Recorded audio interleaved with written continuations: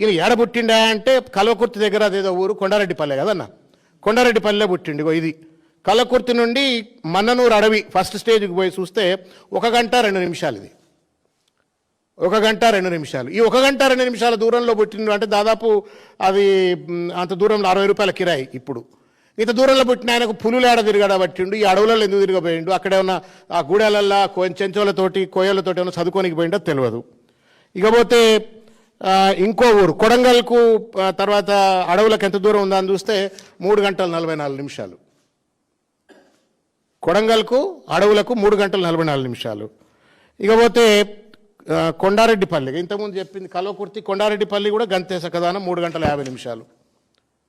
ఇది గూగుల్లో మనమేం తయారు చేసినవి కాదు, గూగుల్లో మీరు కూడా కొడితే మీకు వస్తుంది.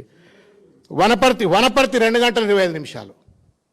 ఈయన ఎక్కడైతే పుట్టిండో, ఎక్కడైతే రాజకీయంగా జీవితాన్ని కొనసాగిస్తున్నాడో, లేకపోతే ఎక్కడైతే ఆయన ఇంటర్మీడియట్ పెయింటింగ్లు చేసిన కెరియర్ ఎక్కడైతే ఉందో అక్కడికి కంప్లీట్ చేస్తాడు. గిన్ని గంటల దూరంలో ఉండి నేను పొద్దున్న లేస్తే అడవుల్లో తిరిగినా అంటే నువ్వు చదువుకున్నావా, పెయింటింగ్లు చేసినవా, రాజకీయాలు చేసినవా, లేకపోతే మొగిలి లెక్క టార్జన్ లెక్క ఏమైనా అడవుల పొంటి తిరిగినవా? ఈ అడవుల భాష ఎందుకు నువ్వు ప్రజలకు చెప్పే ప్రయత్నం చేస్తున్నా అంటే దాని వెనుక ఒక అర్థం ఉంది. తెలివి తక్కువడు కాదు రేవంత్ రెడ్డి, తెలివి ఉండే మాట్లాడతాడు. ఏంటి అంటే నేను క్రూర మృగాలతో సావాసం చేసిన వాడిని అంటే నేనంత క్రూరుణ్ణి, నేను క్రూరుని కాబట్టి నాతో జర జాగ్రత్తగా ఉండండి అనేటువంటి ఒక వ్యవహారం ప్రతిసారి చెప్తా ఉన్నాడు. ఇది ఫ్యూడల్ లాంగ్వేజు, ఇది ఒక ట్రైబల్ లాంగ్వేజు. ట్రైబల్ అంటే మళ్ళీ నేను tribalistic language, not tribal language, tribalistic language. ఇది ఒక సివిలైజ్డ్ రూలర్గా డెమోక్రాటిక్ సొసైటీలో ఉన్నటువంటి వాడు మాట్లాడే మాట కాదు.